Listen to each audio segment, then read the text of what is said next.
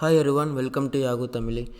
In this video, we are going to discuss in the language Tamil. If you want to find the same video in the language English, you can find the link in the description. Hi all. நம்ம போன வீடியோவில் என்ன பார்த்தோம்னா availability செட்னா என்ன, அது வந்து அப்புறம் planned மெயின்டெனன்ஸ்க்கும் unplanned மெயின்டெனன்ஸ்க்கும் difference என்னன்னு பார்த்தோம்.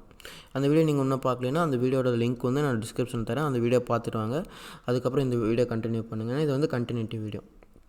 இந்த வீடியோவில் நம்ம எப்படி அவைலபிலிட்டி செட் வந்து எப்படி வந்து அவைலபிலிட்டி செட்டை வச்சு நம்ம வந்து அன்பிளான்டு மெயின்டெனன்ஸ்லேருந்து எப்படி நம்ம சர்வீஸை வந்து அவைலபிளாக வச்சுக்குதுன்னு பார்க்கலாம்.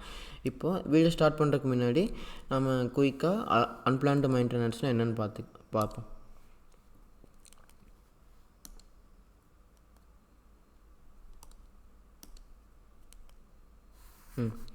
இப்போ பாருங்கள், எக்ஸாம்பிள் நம்ம அந்த போன வீடியோ டிஸ்கஸ் பண்ண எக்ஸாம்பிள் எடுத்துக்கலாம். எக்ஸாம்பிள் நம்ம புதுசாக ஒரு ஸ்டார்ட் அப் கம்பெனி ஸ்டார்ட் பண்ணியிருக்கோம், கான்வஸ் டேட்டா சொல்யூஷன்ட்டு.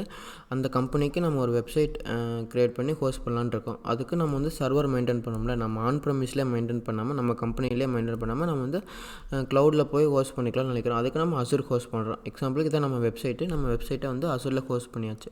இப்போ ஒன்ஸ் நம்ம வந்து ஹோஸ்ட் பண்ணதுக்கப்புறம் பப்ளிக் இன்டர்நெட்டில் இருக்கிற எல்லோரும் யார் வேணால் வந்து நம்ம வெப்சைட்டை பார்க்கலாம். இப்போது நம்ம பார்க்கும்போது இதில் இப்போ இந்த பிஸ்னஸ் வெளில என்ன நினைப்பாங்கன்னா, நம்ம வெப்சைட் வந்து 24/7 வந்து அவைலபிளாக இருக்கணும்னு தான் நினைப்பாங்க. இப்போ எக்ஸாம்பிளுக்கு இப்போ பாருங்கள், இந்த அல்டிமேட்டாக இது என்ன இருக்குன்னா, இந்த வெப்சைட் வந்து அசூர் டேட்டா சென்டரில் ரன் ஆகுது. எப்படின்னா அசூர் டேட்டா சென்டரில் ஃபிசிக்கலாக ஒரு ஹார்ட்வேர் இருக்குது, அந்த ஹார்ட்வேரில் தான் நம்ம வெப்சைட் போய் ரன் ஆகிட்டுருக்கு. இப்போ நம்ம வெப்சைட் வந்து அவைலபிளாக இருக்கணும்னா அதுக்கு என்னெல்லாம் தேவைன்னா, இப்போ நெட்வொர்க் கனெக்ஷன் கண்டிப்பாக தேவை. 24 hours இருந்தால் தான், நெட்வொர்க் கனெக்ஷன் இருந்துகிட்டே இருந்தால் தான் நம்மளால் வந்து நம்ம நெட்வொர்க்லேருந்து அக்சஸ் பண்ண முடியும், நம்ம பப்ளிக் நெட்வொர்க்லேருந்து.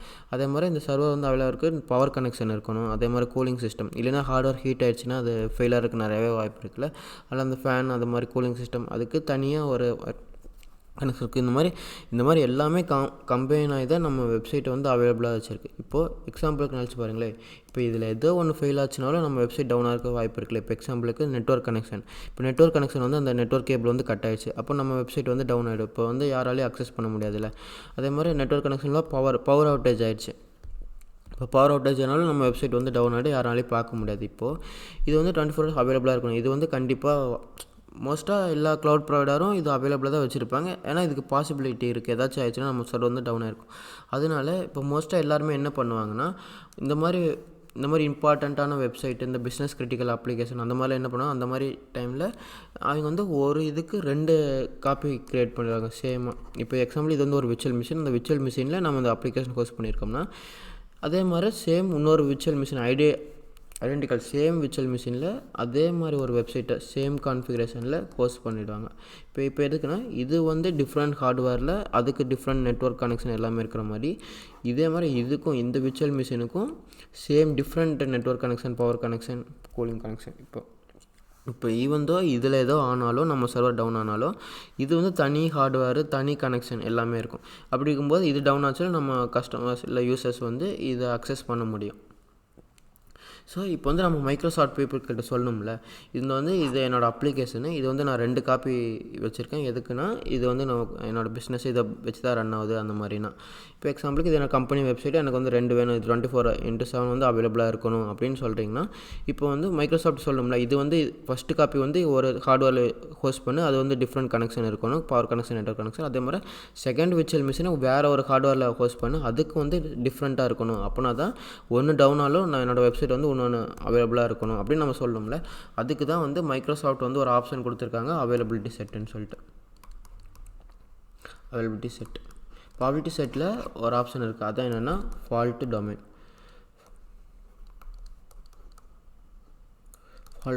டொமைன்னா ஒன்றுமே இல்லை, மைக்ரோசாஃப்ட் பீப்புளுக்கு வந்து சொல்கிறது.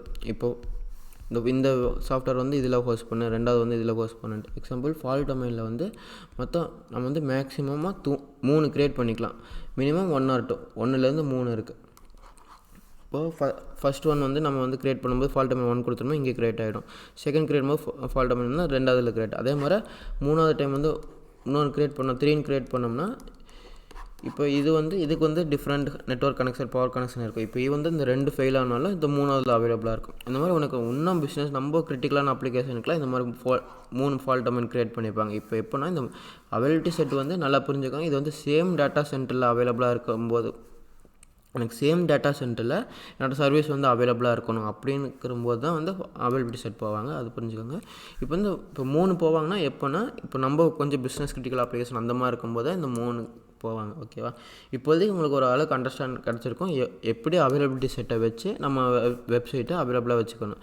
நம்ம வந்து அதே மாதிரி நம்ம வெப்சைட் வந்து அட்லீஸ்ட் 2 இல்லை அதுக்கு மேலே தான் க்ரியேட் பண்ணி இப்போ 1 க்ரியேட் பண்ணாலும் அது ஒரு யூஸ் இல்லை. எக்ஸாம்பிளுக்கு நம்ம அபிலிட்டி செட்லேயே ஃபஸ்ட்டு அபிலிட்டி செட்டில் மட்டும் ஒன்றே ஃபால்ட் டொமைனில் ஒன்று மட்டும் க்ரியேட் பண்ணுறோம்னு வைங்க. இப்போ இது டவுன் ஆச்சுன்னா நம்ம சர்வரை டவுன் ஆகிடும். அதனால் நம்ம 2 மேக் ஷூர் நம்ம 2 க்ரியேட் பண்ணுற மாதிரி வச்சுக்கணும். அந்த ஒன்று வந்து வேறு ஹார்ட்வேர்லேயும் அனதர் ஒன்று இன்னொரு ஹார்ட்வேர்லேயும் வைக்கிற மாதிரி பார்த்துக்கணும். அப்படின்னா தான் நம்ம சர்வர் வந்து அவைலபிளாக இருக்கும்.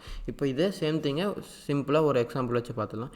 இப்போ பாருங்கள், இந்த server rack 1, server rack 2, server இது என்ன எல்லாமே வேறு.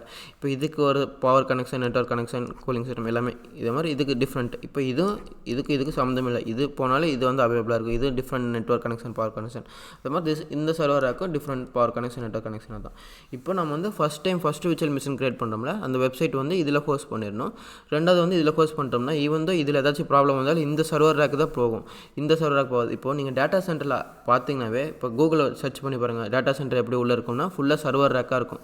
இப்போ ஒவ்வொன்றும் ஒவ்வொரு சர்வர் ரேக். ஓகேவா? இப்போ பார்த்திங்கன்னா ஒவ்வொரு சர்வர் ரேக்கும் ஒவ்வொரு டிஃப்ரெண்ட் கனெக்ஷன்லாம் இருக்கும். இப்போ வந்து நம்ம அதை தான் இப்போ வந்து இந்த சர்வர் ரேக் வந்து எனக்கு ஹோஸ்ட் பண்ணணும்னா நம்ம வந்து அவைலபிலிட்டி செட்டை சூஸ் பண்ணி தான் சொல்ல முடியும். இப்போ ரெண்டாவது சூஸ் பண்ணும்போது இதை வச்சு தான் கொடுக்கணும். இப்போ பாருங்கள், இப்போது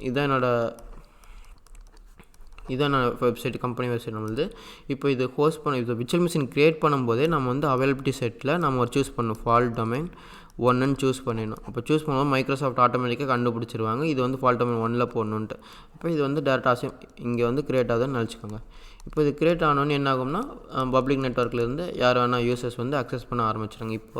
இப்போ தான் ப்ராப்ளம் ஆரம்பிக்கும். இப்போ க்ரியேட் பண்ணோன்னே இப்போ ஏதாச்சும் ஒரு நெட்வொர்க் கனெக்ஷனோ பவர் கனெக்ஷனோ போயிடுச்சுன்னா இப்போ நம்ம வெப்சைட் வந்து டவுன் ஆகிட்டோம்ல, யாராலையும் அக்சஸ் பண்ண முடியல. அந்த மாதிரி டைமில் தான் நம்ம வந்து ஒன்றோட நிறுத்தக்கூடாது. அதே மாதிரி சேம் காப்பி வந்து same virtual machine, same configuration, same website, same replica, அதை தான் ரிப்ளிகான்னு சொல்லுவாங்க. அது அப்போ இது க்ரியேட் பண்ணும்போது ஃபஸ்ட் ஒன்று, இது செகண்ட் டைம் காப்பி பண்ணும்போது இந்த சேம் அவைலபிலிட்டி செட் இங்கே க்ரியேட் பண்ணியிருக்கோம்ல, அந்த சேம் அவைலபிலிட்டி செட்டில் நம்ம வந்து ஃபால்ட் டொமைன் 1 சூஸ் பண்ணுறதுக்கு பதிலாக 2 சூஸ் பண்ணோம். நமக்கு தெரியும்ல, அவைலபிலிட்டி செட்டில் நம்ம வந்து மேக்ஸிமம் 3 க்ரியேட் பண்ணிக்கலாம். இப்போ வந்து நம்ம ஃபஸ்ட் ஒன் வந்து இங்கே க்ரியேட் பண்ணுறோம், அதனால் இங்கே ஹோஸ்ட் ஆகிடுச்சு. செகண்ட் ஒன் இப்போ இங்கேயே ஃபஸ்ட்டு க்ரியேட் பண்ணால் இந்த சேம் இதில் தான் ஹோஸ்ட் ஆகும். அப்போ இது போனாவே என்டையர் அது, அதனால் that is no use, right?